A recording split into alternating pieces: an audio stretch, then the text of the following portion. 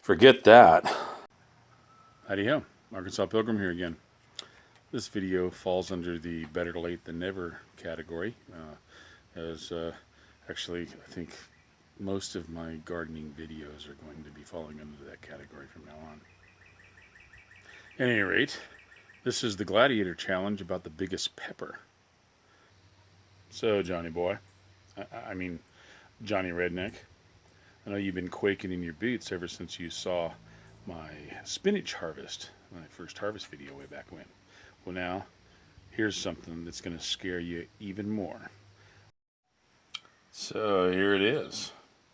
This is the pepper plant that's going to produce the big pepper that's going to beat your butt, Johnny boy. I mean Johnny Redneck. Jeez, I still like the name Johnny Boy, even though I invented Johnny Redneck. I mean, Johnny Boy. That's what Lucy Fawcett calls you, and guess maybe I should call you Johnny Boy Redneck, or Redneck Johnny Boy, or something. Anyway, we'll see how that goes. But hey, back on subject. Here's the pepper plant that's going to produce the big pepper that's going to beat your butt.